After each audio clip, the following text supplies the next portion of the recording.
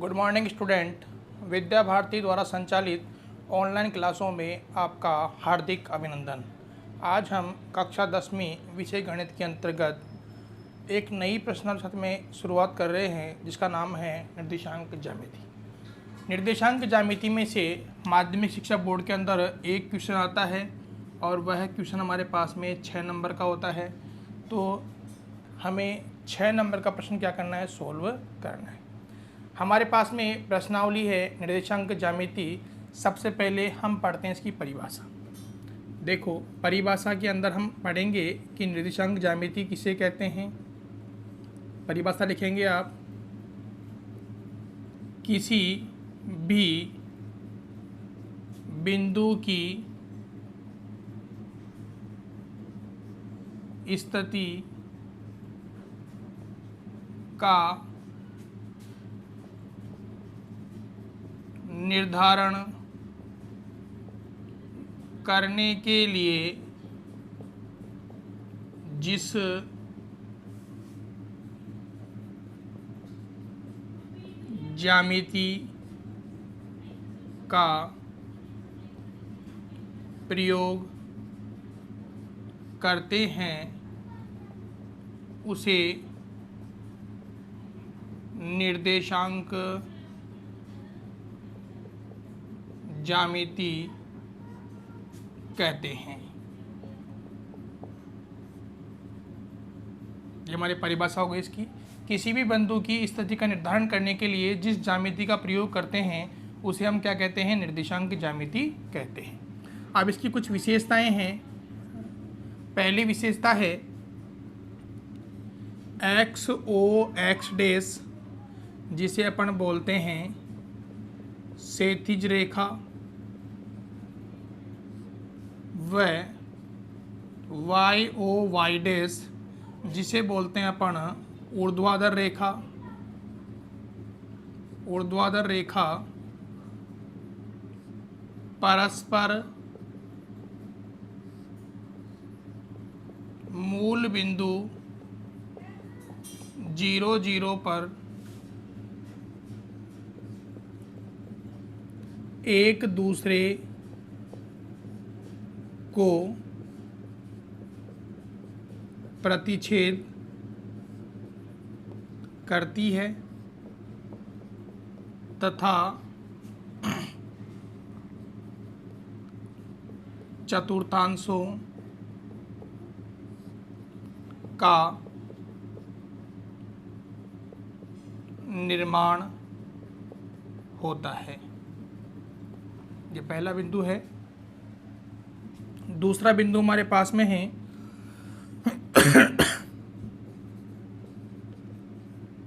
किसी भी बिंदु की स्थिति का निर्धारण करने के लिए छोटे कोष्ठक में पहले एक्स अक्ष व बाद में वाई अक्ष लिखते हैं। इसके बाद में अगला बिंदु है एक्स अक्ष रेखा को भुज रेखा व वाई अक्ष रेखा को कोटि रेखा कहते हैं। यानी कि एक्स अक्ष की रेखा को भुज रेखा और वाई अक्ष की रेखा को क्या कहते हैं, कोटि रेखा कहते हैं। इसके बाद में अगला बिंदु है एक्स अक्ष पर वाई का मान 0 तथा y अक्ष पर x का मान 0 होता है। ये अपने को ध्यान रखना है। इसकी कुछ विशेषताएं हैं कि एक्स ओ एक्स डैश क्षैतिज रेखा, वाई ओ वाई डैश ऊर्ध्वाधर रेखा परस्पर मूल बिंदु 0 0 पे क्या करती है, प्रतिच्छेद करती है। तो किसका निर्माण होता है, चतुर्थांशों का निर्माण होता है। किसी भी बिंदु की स्थिति का निर्धारण करने के लिए पहले हम एक्स अक्ष को लिखेंगे, फिर हम वाई अक्ष को लिखेंगे और छोटे कोष्ठक का प्रयोग करेंगे। एक्स अक्ष को भुज रेखा और वाई अक्ष को कोटि रेखा कहते हैं। एक्स अक्ष पे y का मान 0, वाई अक्ष के ऊपर x का मान क्या होता है, 0 होता है। इसके बाद में आगे बढ़ते हैं अपन।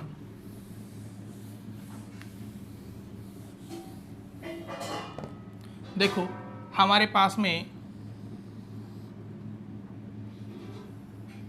ये रेखा हो गई एक्स ओ एक्स डैश, ये हो गई वाई ओ वाई डैश। अब देखो मूल बिंदु के इधर बढ़ेंगे तो चिन्ह कहाँ से आते हैं, पॉजिटिव। इधर जाएंगे चिन्ह कैसे आएंगे, नेगेटिव। ऊपर बढ़ेंगे मूल बिंदु के पॉजिटिव चिन्ह, इसी प्रकार मूल बिंदु के नीचे जाएंगे चिन्ह कैसे आएंगे, नेगेटिव। तो यहाँ से X O X dash, Y O Y dash परस्पर कहाँ मिल रहे हैं, मूल बिंदु पे मिल रहे हैं। तो क्या बन जाएंगे, 4 चतुर्थांशों का निर्माण हो जाएगा। ये हो गया हमारे पास में फर्स्ट चतुर्थांश, ये हो गया हमारे पास में सेकंड चतुर्थांश, ये हो गया हमारे पास में थर्ड चतुर्थांश और ये हो गया हमारे पास में फोर्थ चतुर्थांश। यहाँ पर इसको बोलते हैं अपन क्षैतिज रेखा, क्षैतिज रेखा। इसी का नाम है भुज रेखा और इसी का नाम है एक्स अक्ष रेखा, एक्स अक्ष रेखा। इसी प्रकार वाई ओ वाई डैश को बोलते हैं अपन ऊर्ध्वाधर रेखा, इसी का नाम है कोटि रेखा और इसी का नाम है वाई अक्ष रेखा। यहाँ से 4 भाग हो गए। अब देखो हमें प्रत्येक चतुर्थांश में बिंदु की स्थिति का क्या करना है, निर्धारण करना है। एक्स अक्ष के अंदर देखो प्रथम चतुर्थांश के अंदर एक्स का मान क्या होता है, पॉजिटिव होता है और वाई का मान भी क्या होता है, पॉजिटिव होता है। द्वितीय चतुर्थांश के अंदर एक्स का मान नेगेटिव होता है और वाई का मान क्या होता है, पॉजिटिव होता है। तृतीय चतुर्थांश के अंदर एक्स का मान नेगेटिव और वाई का मान भी क्या होता है, नेगेटिव होता है। चतुर्थ चतुर्थांश के अंदर एक्स का मान पॉजिटिव और वाई का मान क्या होता है, नेगेटिव होता है। तो ये हमें क्या करना है, ध्यान में रखना है। साथ ही हम निकालते हैं दूरी सूत्र। दो बिंदुओं के बीच दूरी सूत्र। देखो जैसे हमारे पास में मान लो ये एक रेखा है, इसमें हमारे पास में 2 बिंदु हैं, एक है P और एक है Q। हमें क्या करना है, P और Q की क्या करनी है, बीच की दूरी ज्ञात करनी है। तो P के पॉइंटों को अपन मान लेंगे x1 y1 और Q के पॉइंटों को मान लेंगे अपन x2 और y2। तो यहाँ से PQ के बीच की दूरी क्या हो जाएगा, रूट x2 माइनस x1 का square plus y2 minus y1 का स्क्वायर। ये हमें याद रखना है, इसको बोलते हैं अपन दूरी सूत्र। यानी कि 2 बिंदुओं के बीच की दूरी निकालने के लिए हम दूरी सूत्र काम में लेते हैं और वह हमारे पास में है रूट x2 माइनस x1 का square plus y2 minus y1 का स्क्वायर। तो ये हमें याद रखना है। इसके बाद में अपन स्टार्ट कर रहे हैं प्रश्नावली 9.1। प्रश्नावली 9.1 का पहला प्रश्न अपने को दिया हुआ है, दिए गए आकृति में बिंदुओं P, Q, R, S के निर्देशांक क्या करने हैं, ज्ञात करने हैं। देखो डायग्राम दिया हुआ है अपने को, पहले हम डायग्राम बनाएंगे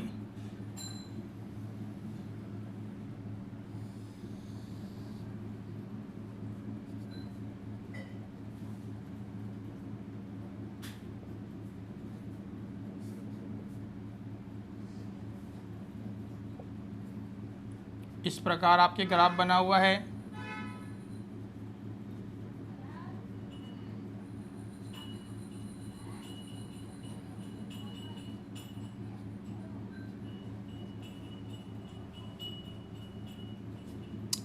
दो, चार, छः, आठ, माइनस के 2, माइनस के 4, माइनस के 6, माइनस के 8, 2, 4, 6, माइनस के 2, माइनस के 4, माइनस के 6, माइनस के 8।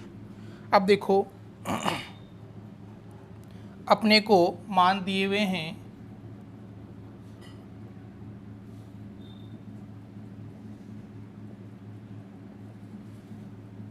एक बिंदु अपने को ये दे रखा है, इसका नाम दिया हुआ है अपने को Q बिंदु। दूसरा दे रखा है अपने को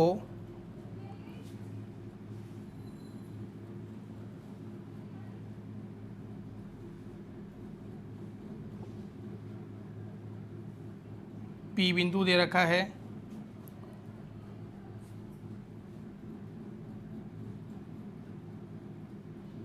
यहाँ पर अपने को R बिंदु दे रखा है।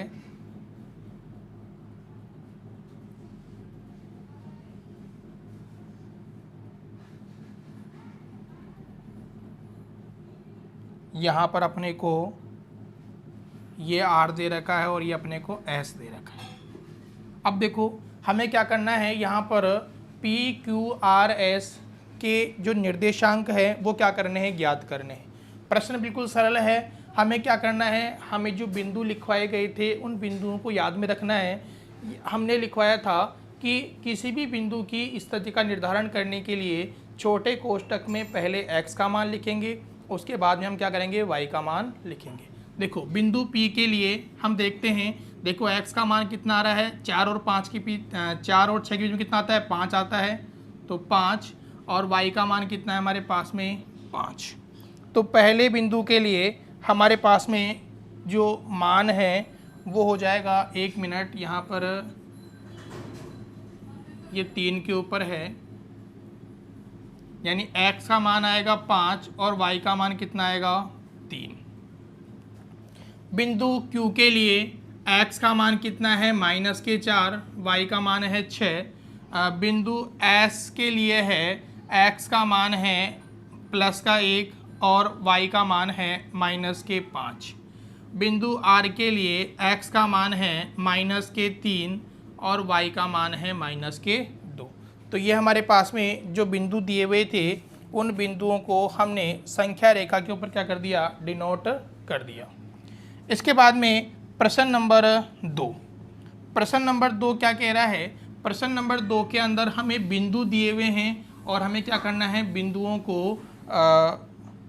आलेखित करना है। देखो प्रश्न नंबर 2 अपने को दे रखा है, बिंदु दिए हुए हैं 1, 2, -1, 3, -2, -4, 3, -2, 2, 0, 0, 3, ये अपने को दिया हुआ है। हमें क्या करना है, इसे ग्राफ के अंदर डिनोट करना है। तो हम क्या करेंगे, ग्राफ का निर्माण करेंगे।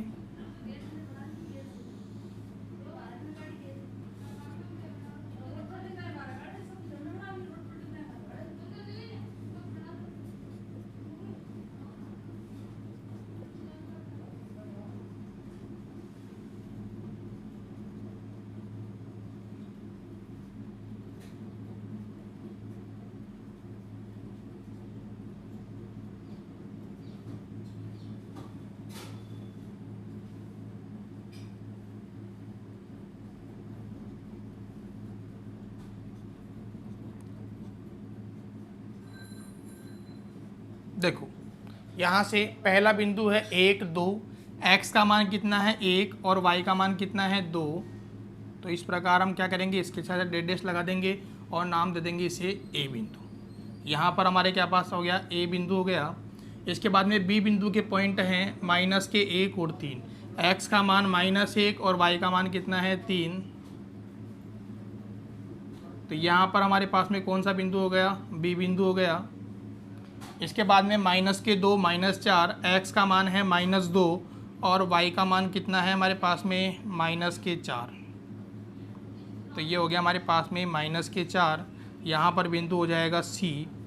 इसके बाद में 3 और -2, x का मान कितना है 3 है और y का मान कितना है -2, बिंदु हो जाएगा हमारे पास में D। उसके बाद में है 2 और 0, x का मान 2, हम जानते हैं देखो x अक्ष के ऊपर y का मान क्या होता है 0 होता है, तो यहाँ पर बिंदु आ जाएगा E। इसी प्रकार 0 3, y अक्ष के ऊपर x का मान क्या होता है 0 होता है, तो यहाँ पर बिंदु आ जाएगा हमारे पास में F। तो ये हमारे पास में क्वेश्चन नंबर 2 सोल्व हो चुका है। इसी प्रकार आप प्रश्न नंबर 3, 4, 5 को सोल्व करेंगे। अब बढ़ते हैं अपन प्रश्न नंबर 6 के अंदर।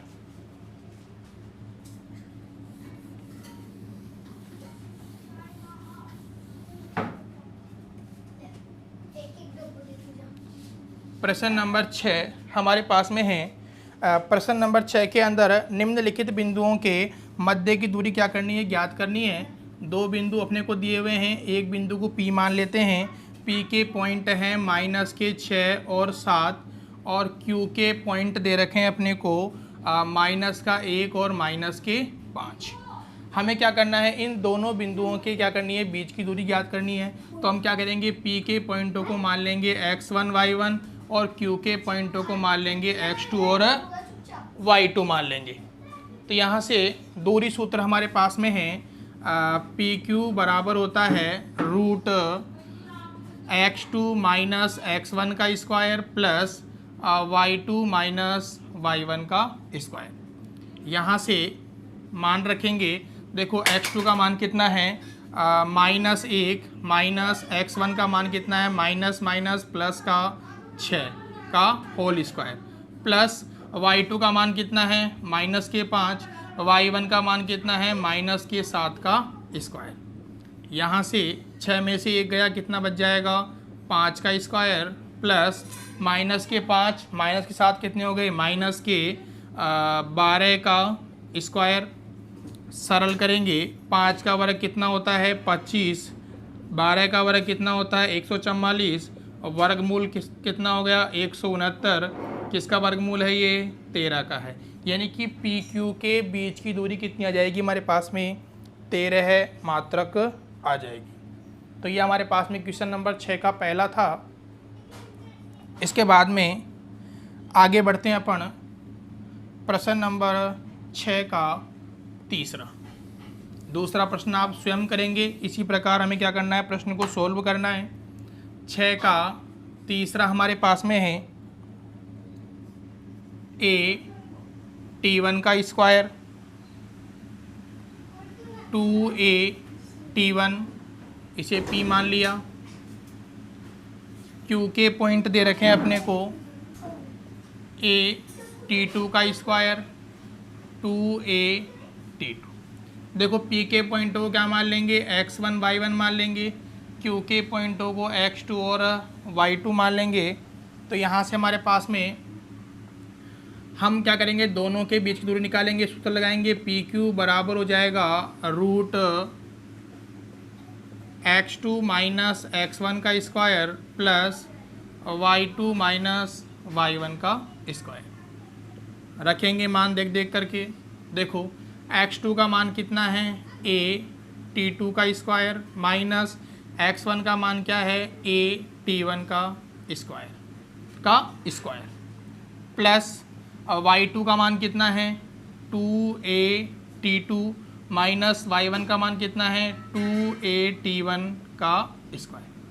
सरल करेंगे यहाँ से। देखो दोनों पदों के अंदर क्या आ रहा है, a आ रहा है, तो a को बाहर निकालेंगे, किस रूप में निकलेगा a के स्क्वायर के रूप में। अंदर क्या रह गया हमारे पास में T2 का स्क्वायर माइनस T1 का स्क्वायर प्लस इधर से 2a बाहर निकालेंगे, किस रूप में निकलेगा 2 का वर्ग हो गया 4, a का वर्ग हो गया a का स्क्वायर, T2 माइनस T1 का स्क्वायर। अब यहाँ से देखो आगे हम सरल करेंगे। देखो यहाँ पे a का स्क्वायर माइनस b का स्क्वायर क्या लग रहा है, फॉर्मूला लग रहा है। तो क्या हो जाएगा a का स्क्वायर T2 प्लस T1 का स्क्वायर, T2 माइनस T1 का स्क्वायर प्लस 4A का स्क्वायर, T2 माइनस T1 का स्क्वायर। अब देखो दोनों पदों के अंदर क्या कॉमन निकल रहा है, दोनों में देखो A का स्क्वायर कॉमन निकल सकता है, इसी प्रकार T2 माइनस T1 का स्क्वायर अपन कॉमन निकाल सकते हैं। अब अंदर क्या रह गया, देखो इधर तो बचेगा हमारे पास में T2 प्लस T1 का स्क्वायर और इधर क्या बचेगा हमारे पास में 4 शेष रह जाएगा। अब प्रारंभिक दोनों मानों को क्या करेंगे अपन बाहर निकालेंगे, वर्ग लगे हुए हैं तो वर्ग से रूट क्या हो जाएगा, हट जाएगा और क्या बचेगा A T2 minus T1 root T2 plus T1 का स्क्वायर प्लस के 4। यह हमें आंसर के रूप में क्या हो जाएगा, प्राप्त हो जाएगा। इसके बाद में आगे बढ़ते हैं, सभी विद्यार्थी साथ के साथ सवालों को उतारते हुए चलेंगे तथा व्हाट्सएप के द्वारा जांच करवाएंगे। प्रश्न नंबर 7। प्रश्न नंबर 7 कह रहा है सिद्ध कीजिए कि बिंदु 3 बिंदु अपने को दे रखे हैं, सिद्ध कीजिए कि बिंदु 2 माइनस 2 माइनस 2 1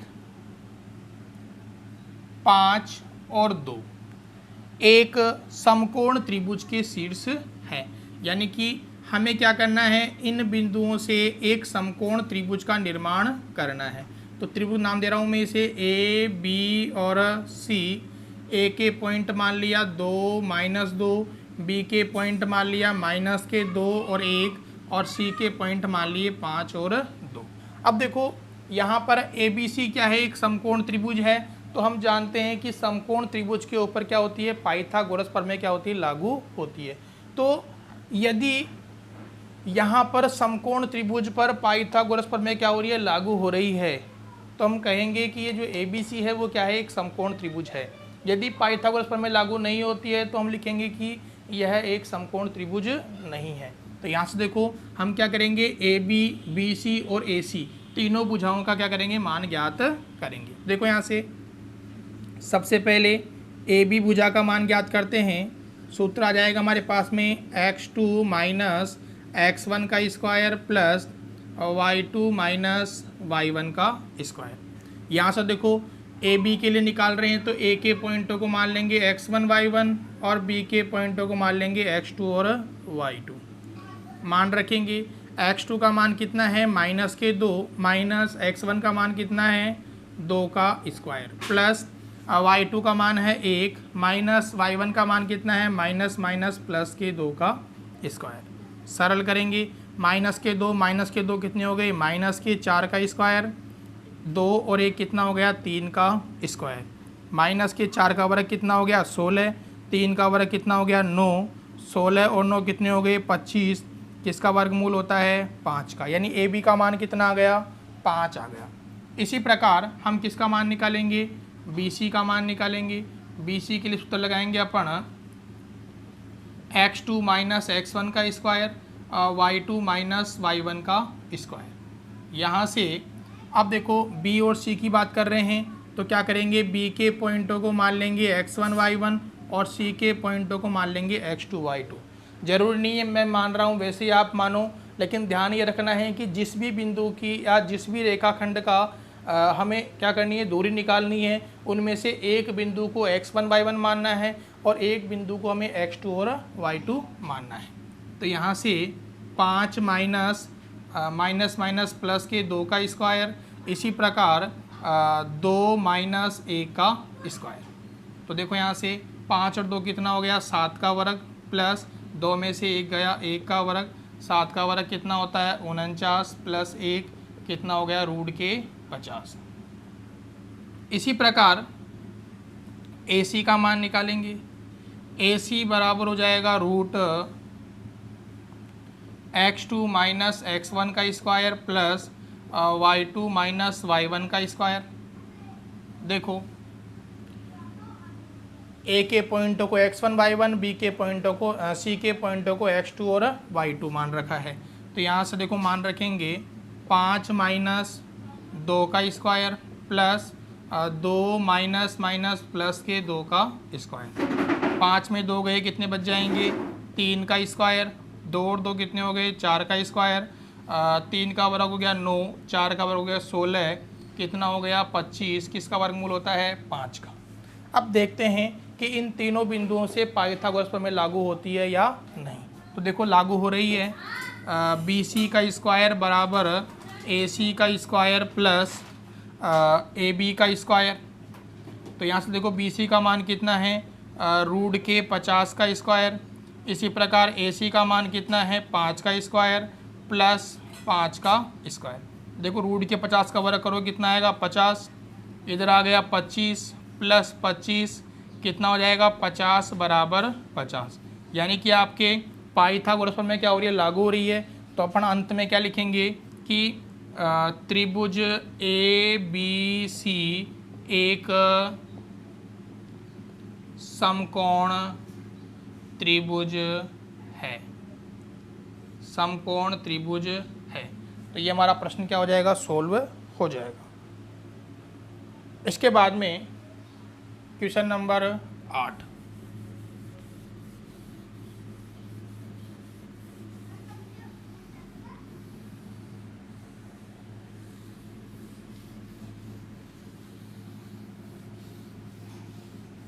क्वेश्चन नंबर 8 हमारे पास में है। सिद्ध कीजिए कि बिंदु 1 माइनस 2 3 0 1 2 माइनस 1 0 1 वर्ग के शीर्ष है। तो प्रश्न नंबर 8 हमारे पास में है। हमें 4 बिंदु दिए हुए हैं जो क्या हैं? एक वर्ग के शीर्ष माने जा रहे हैं। देखो ये हमारे पास में वर्ग हो गया। नाम दे रहा हूँ इसे मैं ए बी सी और डी। ये क्या है? एक वर्ग है और वर्ग के शीर्ष अपने को दे रखे हैं 1 माइनस 2, बी का मान दे रखा है 3 0, सी के मान दे रखे हैं अपने को 1 और 2, डी का मान दे रखा है अपने को -1 और 0। अब देखो हमें क्या करना है? इसे वर्ग सिद्ध करना है। तो हमें देखो वर्ग सिद्ध करने के लिए हम जानते हैं कि वर्ग की चारों भुजाएं कैसी होती है? बराबर होती है। तो पहला काम तो हम क्या करेंगे? इसकी चारों भुजाओं का मान ज्ञात करेंगे। ए बी बराबर बी सी बराबर सी डी बराबर ए डी। ये चारों भुजाएं कैसी होनी चाहिए? बराबर होनी चाहिए। तो आप क्या करोगे? इन चारों भुजाओं के अंदर चारों भुजाओं का मान निकालने के लिए दूरी सूत्र का प्रयोग करेंगे। और कितने मान निकालेंगे? 4 मान निकालेंगे। चारों मान कैसे होने चाहिए? बराबर होने चाहिए। इसी प्रकार जो वर्ग है, इस वर्ग के अंदर जो विकर्ण है वो परस्पर क्या होता है? लंब समद्विभाजित होता है। तो यहाँ पर जो विकर्ण है ए सी, वह ए सी बराबर होना चाहिए किसके? बी डी के। यदि ये मान हमारे बराबर प्राप्त हो जाते हैं तो हम क्या लिखेंगे? ए बी सी डी एक वर्ग है। तो आप क्या करोगे? पहले 4 मान ये निकालोगे, फिर 2 मान ये निकालोगे, फिर लास्ट में क्या लिखोगे? चारों मान बराबर हैं, दोनों विकर्ण बराबर हैं। लास्ट में क्या लिखोगे? ए बी सी डी क्या है? एक वर्ग है। इसके बाद में प्रश्न नंबर है हमारे पास में 9। प्रश्न नंबर 9 है। सिद्ध कीजिए कि बिंदु ए माइनस के √3a एक समबाहु त्रिभुज के शीर्ष है। तो यहाँ से हमें क्या करना है? एक समबाहु त्रिभुज के शीर्ष ज्ञात करने हैं। तो यहाँ से देखो हम जानते हैं समबाहु त्रिभुज के अंदर तीनों भुजाएं कैसी होती है? बराबर होती है। तीनों भुजाएं बराबर होती है। तीनों के मान अपने को दे रखे हैं, तीनों शीर्षों के मान दे रखे हैं ए माइनस के ए माइनस के √3a ये अपने को मान दिया हुआ है। अब देखो ये क्या है? समबाहु त्रिभुज के शीर्ष हैं। तो यहाँ से आप जब इन तीनों भुजाओं का मान निकालोगे, ए बी बराबर बी सी बराबर ए सी, यदि तीनों भुजाओं के मान कैसे आते हैं? बराबर आते हैं। तो हम क्या लिखेंगे कि त्रिभुज ए बी सी एक समबाहु त्रिभुज है। समबाहु त्रिभुज है। तो यहाँ से हमें क्या करना है? दूरी सूत्र का प्रयोग करना है। और ए बी, बी सी और ए सी तीनों भुजाओं के मान ज्ञात करेंगे। यदि तीनों भुजाओं के मान बराबर आते हैं तो अंत में क्या लिखेंगे, त्रिभुज ए बी सी क्या है, एक समबाहु त्रिभुज है। तो आप इन प्रश्नों को सोल्व करना है और सोल्व करने के बाद में व्हाट्सएप के द्वारा अपनी जांच करवानी है। यदि वीडियो अच्छा लगे तो लाइक व शेयर करें तथा सब्सक्राइब बटन को दबाएं, जिससे आगे आने वाले वीडियो का नोटिफिकेशन आपको प्राप्त होता रहे। धन्यवाद।